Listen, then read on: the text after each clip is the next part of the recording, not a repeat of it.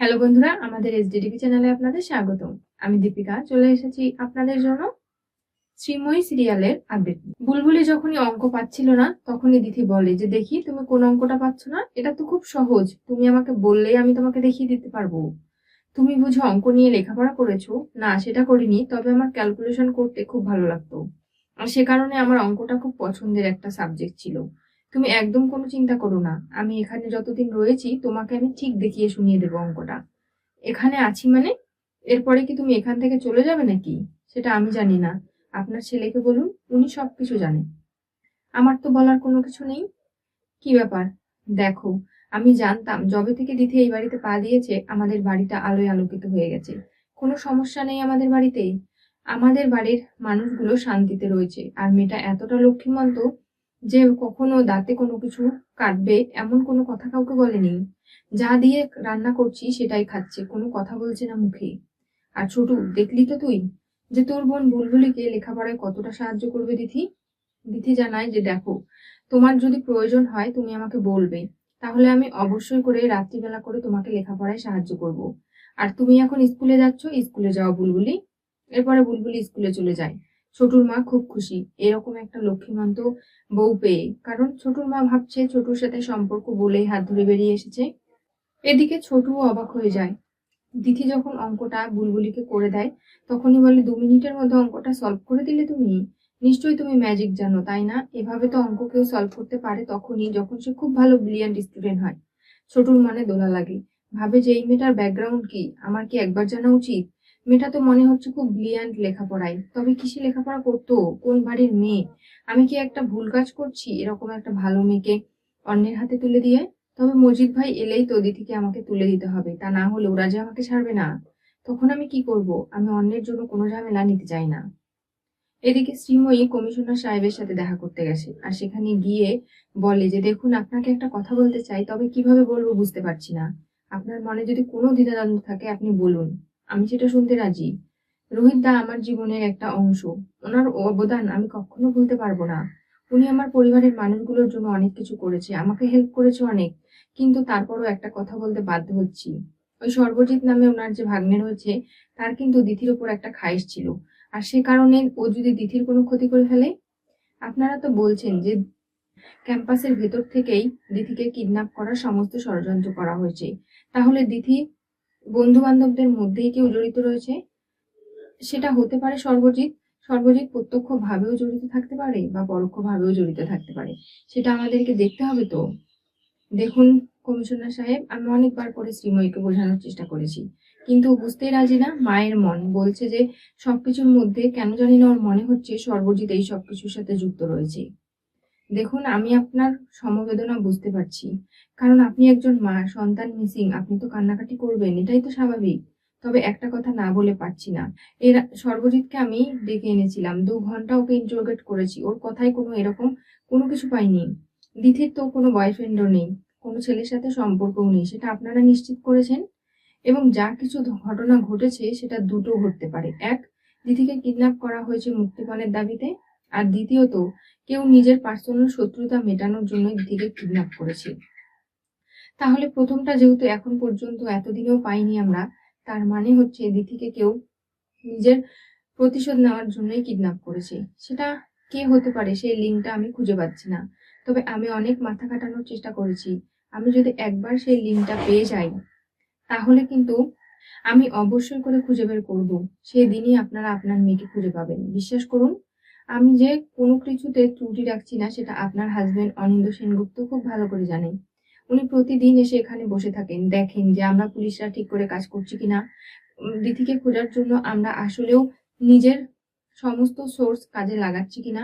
কিন্তু উনি তো জানেন যে আমি সব ক্ষেত্রেই নিজের সোর্স লাগিয়ে দিয়েছি কাজে, কারণ আমি কখনো চাই না আমার এই রাজ্য থেকে একটা মেয়ে এত ভালো ট্যালেন্ট লেখাপড়ায় সে হারিয়ে যাবে আর আমি তাকে খুঁজে এনে দিতে পারবো না। এর থেকে লজ্জার কি হতে পারে আমার জীবনে? রোহিত আমাকে এই কেসটা দিয়েছে বলেই যে আমি এত কিছু করছি তা কিন্তু নয়। এটা আমার একটা ডিউটি, এটা আমার একটা চ্যালেঞ্জও, আপনারা নিশ্চিন্ত থাকতে পারেন। যেদিন আমি সমস্ত যোগসূত্র খুঁজে বের করতে পারবো সেদিন আপনারা দিদিকে পেয়ে যাবেন। আর তার থেকেও বড় কথা, যে সমস্ত বন্ধু বান্ধবের ফোন আমরা সিজ করে নিয়েছিলাম, কোনোখানেই কোনো কিছু পাইনি, তাহলে কি করে কি বলবো বলুন তো আপনাদেরকে? দেখুন, আমি আপনার দুঃখটা বুঝতে পারছি ম্যাডাম।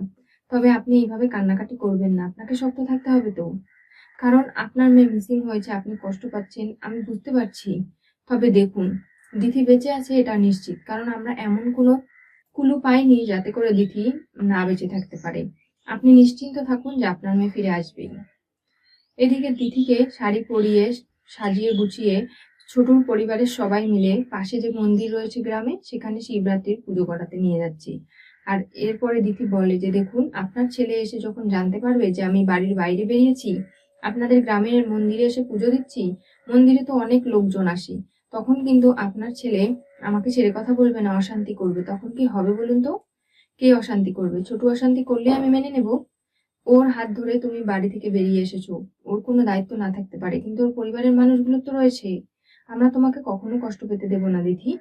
তুমি আমাদের সাথে এসেছো তাই শিবের কাছে প্রার্থনা করবে, যাতে করে তোমার বরকে তুমি গড়ে পিঠে নিতে পারো, তুমি যেরকমটা চাও সেরকমটা করতে পারো। জানো তো, আমার ছোটটা এরকম আগে কখনো ছিল না। ওর ভাই মারা যাওয়ার পর থেকে ছোট এরকম হয়ে গেছে, সংসারের পুরো চাপ ওর ঘাড়ে এসে পড়েছে। ও কিন্তু মানুষ হিসাবে খারাপ নয়, অনেক ভালো একজন মানুষ।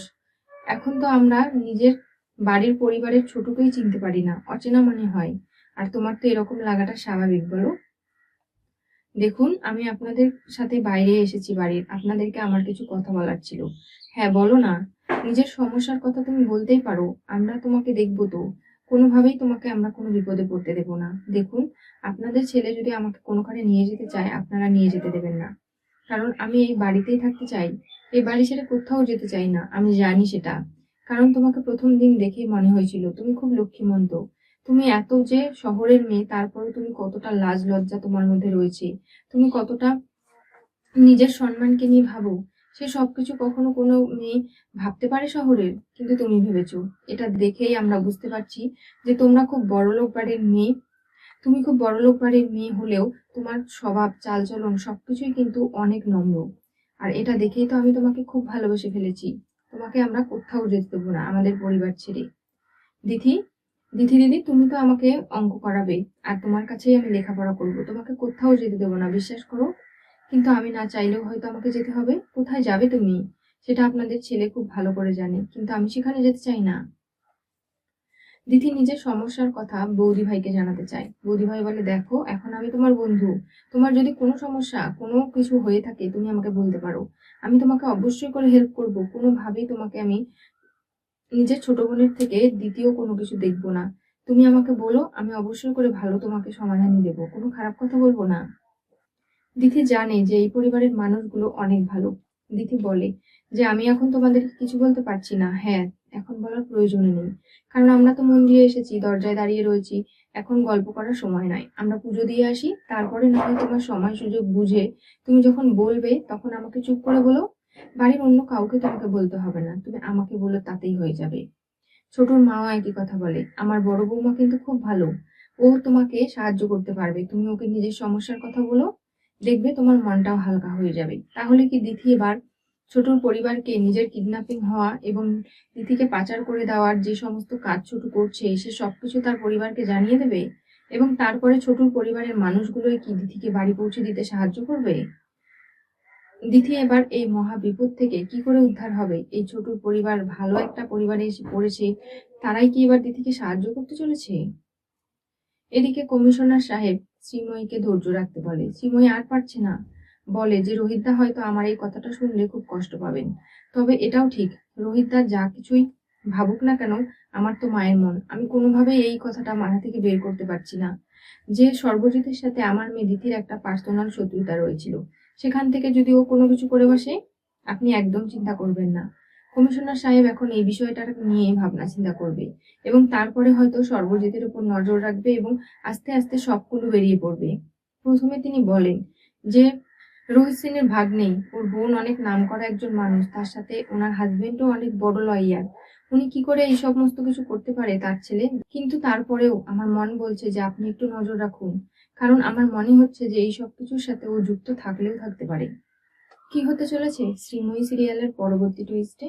দিথি মন্দিরে পুজো দিতে গেল ছোটুর পরিবারের সাথে। সর্বজিতেই অপরাধী কমিশনারকে জানালো শ্রীময়ী। তাহলে শ্রীময়ের কথা শুনে এবার কমিশনার সাহেব আবার নতুন করে তদন্তে নামলে তখনই কি সে বুঝতে পারবে যে আসলেই সর্বজিৎ আসল অপরাধী? সে পরোক্ষভাবে দিথির এই কিডন্যাপিং এর পেছনে যুক্ত রয়েছে এবং একটার পর একটা ক্লু পেয়ে কি দিথিকে উদ্ধার করে নিতে পারবে তারা? কমিশনার সাহেব কোনোভাবেই হাল ছাড়ার মানুষ নয়। সে এই চ্যালেঞ্জটাকে যেহেতু হাতে নিয়েছে, দিথিকে ফিরিয়েই ছাড়বে। তবে একটু সময় লাগছে, শ্রীময়ীকে ধৈর্য রাখতে হবে। আর এদিকে দিথি যে পরিবারের কাছে গিয়ে পড়েছে, সেখানে সে ভালোই আছে। শ্রীময়ীর একটাই কথা, আমার মেয়েটা যদি ভালো থাকে, যেখানেই থাকুক, তাহলে আমার ভালো লাগবে। ও না হয় পরেও ফিরে আসতে পারবে, কিন্তু জানতে তো পারবো যে আমার মেয়েটা বেঁচে আছে, ভালো আছে।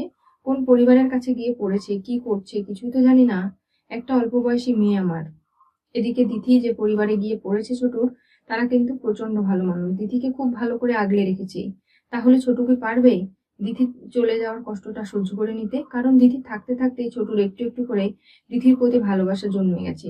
আর সেই ভালোবাসার থেকে দিথিকে কখনো কি হারিয়ে ভালো থাকতে পারবে ছোটু? কখনো পারবে না।